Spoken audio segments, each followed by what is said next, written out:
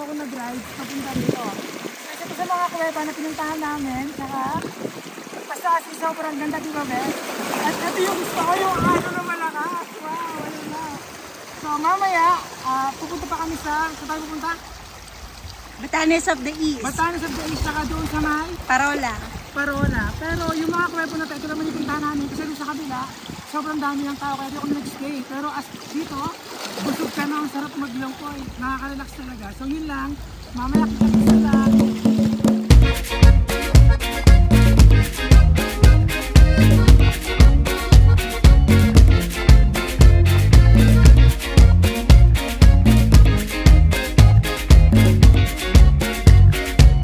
First stop namin dito sa may Tanawan. Kakakain lang namin dito.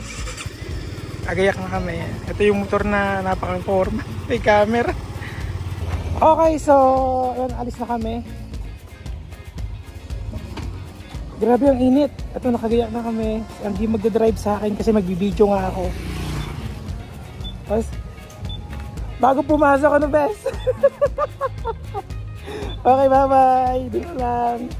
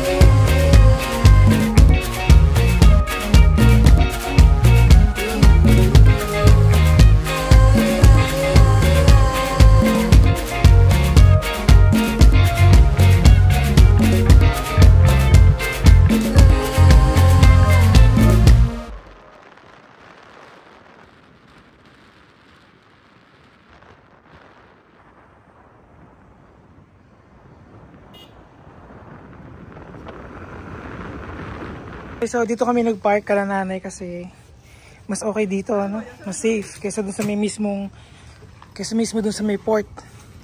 Kaya dito kami nagpark sa bahay mismo. Ito kala nanay. Ayun, pupunta na po kami sa sa Feeder Port para maglalag muna kami kasi kailangan nakalag ka para sa insurance na rin if ever may mangyari. Lahat naman ng ngayon tourist destination ganun eh. Maglalag ka muna sa may pinaka sa katulad sa Feeder Port. Tubig. Oh, tubig. Tubig. Kasi sila Tol Romel. Si Boss Noel. Tapo na kami sa mga isla ng Dingalan. Isang order din?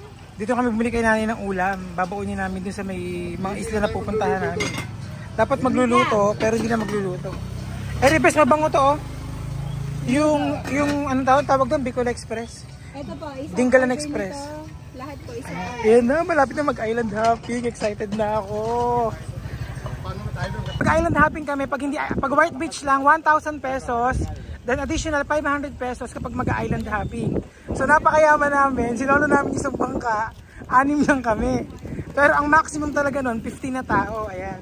So 4 na destination na pupuntahan nyo pag mag-island hopping. Then isa-isahin natin yung para makita nyo kung ano yung mga destination na yun na pupuntahan natin kapag nag-island hopping dito sa may Dingalan. So ito yung bangka namin. Ayan, ako. Yes. So yun yung bangka namin. Pag nagtanawan daw, ipapresent lang po. Tanawan? Doon po yung tour guide namin. Ayan, ano yung pangalan nyo? Rosie, 18 years old pa lang po siya. Napakabata po ng tour guide namin si nanay. Pag kumakit tayo nanay dun eh. Kaya pabuhatin namin. Hindi naman. Bababa kami dito madulas. Ay, nakakatakot. Eh, sabes, Angge, kaya mo yan. Huli na ako. Angge, yung ano mo? Init. Ano, saan pa tayo punta rin muna? Lanao? Lamaw Cave. Ano pa yung meron to? Maliligo lang doon. Maliligo lang po. Asal paliguro, malamig. Well, malamig daw po. Magpipicture muna sa Lamaw Cave. Yun yung unang destination namin. Tapos diretso na po tayong Boracay na eh. Uy, rin. Ayan, wow, first time. Alis na kami, grabe. Wow!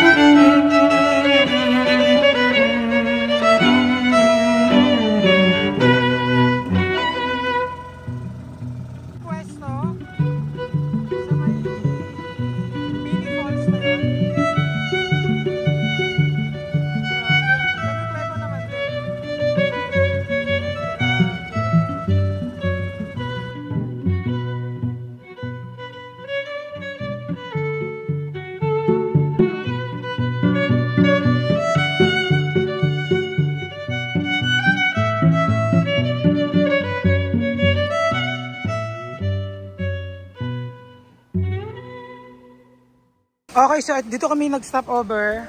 Dito kami kakain. Ayan na, nagluto na sila. Ayan, wow, napakainit, grabe. Walang lilim. Ang ganda rito, sobra oh. Kaso nga lang, sobrang init. Walang bakas ng pag-ulan, ano nanay?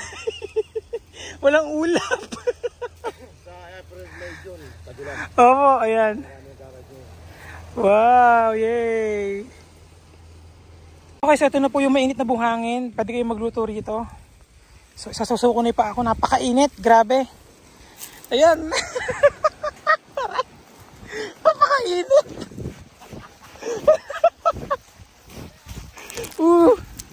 Ay, grabe, nakakapaso. Ayan. Literal, mapapasok po kayo doon sa sobrang init. Grabe. Pinakuha ko yung jacket ko. Kasi hindi ko kaya init talaga. Masusunog yung balat ko rito. Pero ang ganda ng pwesto namin. Sobra. Kakaiba to. Ang ganda-ganda. Eh, doon pupunta sa may kuweba na yun. Wow! Adventure to! Woo! Okay, so dito maliligo sa may kuweba na to. Ayan, ako naman yung maliligo ngayon. Nag-drone shot pa kasi. Kung napakaganda, sobra. Grabe. Ayan. Matagal ko nang gustong gawin yung island hopping na to. Ano, talagang wala na akong kasama. Pero buti, dumating tong mga ka-riders ko sa buhay ko. Kaya ngayon, yung mga talaga extreme na mga adventure, nagagawa namin. Okay. Grabe, napakaganda na siya. Ayan, sunog na ako. Pero sobrang ganda talaga dito. Ayan. Woo! Kaso nga lang, sobrang nakakatakot yung bato. Pero doon, magalangan kami. Mababait naman yung kasama namin. Ayan. So, maliligo muna ako. Bye-bye. Dito, sa mga bato dito, makikita mo na yung mga sea urchin, ano? Ayun. Ayun o, ipakita mo yung mga siya. Dami, oh. Ito yung mga sea urchin. Ayan, oh. Basta sa lahat ng dinadaanan ng tubig. Eri siya. Ayun yung mga sea urchin. Ang dami, oh. Kaya nakakatakot dito pag hindi mo alam na may sea urchin. Kasi pag nakita ng alon at nadulas ka, makakayod ka sa kanila. Ayun yung mga sea urchin, oh. Ayun siya. Grabe. Ang daming sea urchin, sobra. So kanina sabi sa amin nung nung bangkero namin, dito raw hinuhuli mga lobster, ano bes? Sa mga ilalim ng bato. Kaso nga lang, napakahirap hulihin kasi nga napakalakas ang alon. Talagang literal tatangin ka kahit nasa ilalim ka. Kaya talagang mahirap siyang hulihin. Ngayon alam ko na kung bakit napakamahal ng lobster. Buwis buhay talaga siya. So ayun na. Ito na kami. Kaya na pa kami nandito. Grabe, ang ganda. Sobra nakaka-enjoy. Naglangoy na kami ron, di na video. Umalis na kami kasi nakakatakot na yung alon. Ay, hindi mo nakakatakot. Talagang tipong tatangayin ka, ano bes. Pero napakasaya, sobra. Tapos ayun pa yung bunga ano.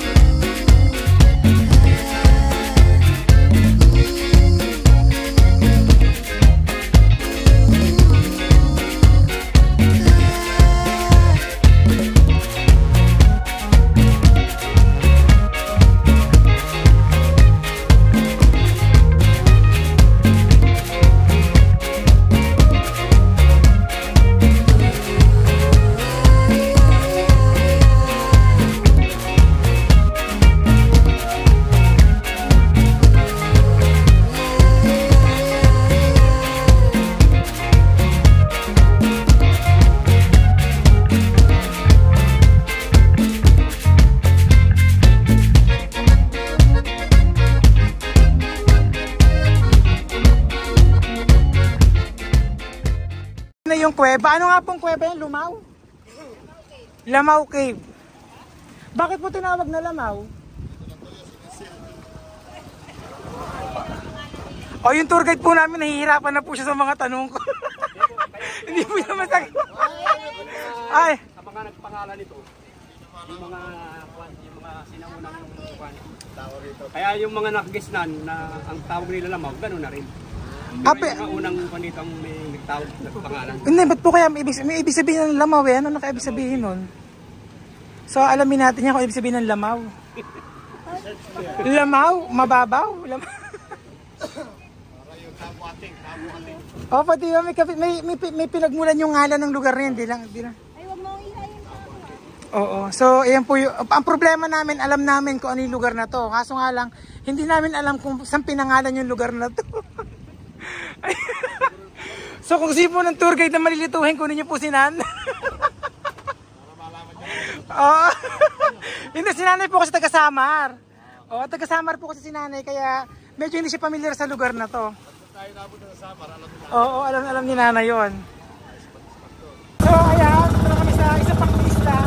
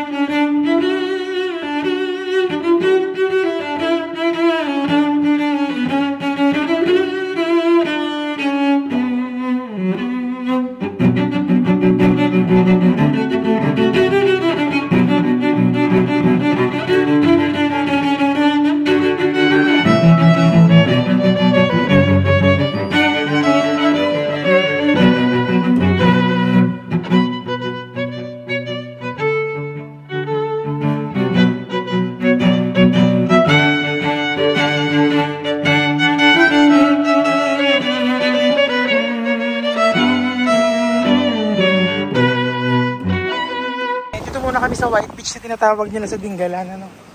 So kanina niloloko namin yung tour guide kasi hindi naman siya White Beach. Brown Beach daw. Hindi pala to White Beach, ano ko? Oo, niloloko nga namin Brown Beach na. White na. Opo, tapos anong taong po yun? No, kaya White Beach pinangalan dito. So ngayon, ba't po naging ganyan na? Nagkaroon po kasi ng yun sa Calamidad po. Higi po, salamat po. Yung pala siya. Talagang White Beach talaga dati siya. Okay. Now I know. Kasi kanina ino-okray namin si tour guide namin. Brown Beach ka ako to. Mapalipit tayong drone. Let's see the beauty of Dingalan in other aspect. O in other view pala rather.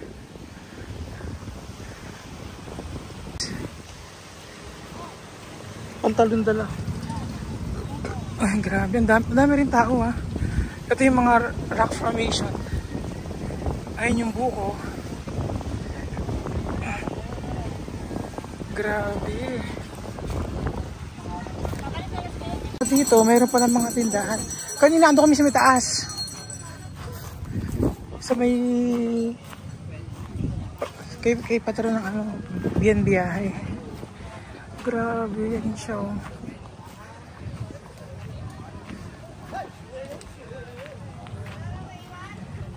Okay, so dito kami mag-start. Sabi, mula dun sa pinaka-ano na yon, sa kubo na yon, dito magsisimula. Ang lakad namin 25 to 35 minutes. Depende raw sa lakad. So ayan. So lalakarin namin 'yon para makarating kami sa lighthouse. So go lang, kaya yan. Okay. So ayun na kami sa sa Batanes of the East. Actually nagkaguluhan kami nung tour guide namin. Ang usapan dun sa lighthouse. So iba pagkakaunawa niya. So dito kami nila pero okay na rin. At least ang ganda rin dito, sobrang ganda. Mas malapit kami sa bangin na ang lalaglagan mo dagat. Ayan siya oh. Sobrang ganda. Tapos ayun yung lighthouse. Ayan na. Ilang oras natin nilakad? 45 minutes. 45 minutes. Actually ako pinakamabagal doon. Alam na kong hinto. Pero sulit, ang ganda. Pagod na. Ay, nagmumuni-muni. Inaalam kung paano bababa. Pero napakaganda, grabe. Makikita mo ba lahat yan? Yung tanong mo Hindi sa akin. Hindi sa akin yan. Grabe, ito yung view. Ito yung view na talagang babalikan mo. Napakaganda, sobra. Wow. So ayan, na po kami sa tuktok ng bundok na to. Grabe. Ay. Pero sobrang ganda niya. As in, sobrang napakaganda. Ayun yung mga upuan sa gilid. Kaso nga lang parang malalaglag ka na doon. Nakakatakot yun. Kanina may nagpa-picture. Hindi ko kaya yun. Grabe, ang ganda nito. Ang ganda dito, sobra. Ayan, so bababa na po kami. Aray, grabe. Tapos na. So hanggang dito lang po yung namin, lakad. So end na po yung namin, Dingalan Extreme Tour. Ayan, nag-island hopping. Then pumalik kami ng Batanes of the East na tinatawag nila. So hanggang dito na lang po, bye bye.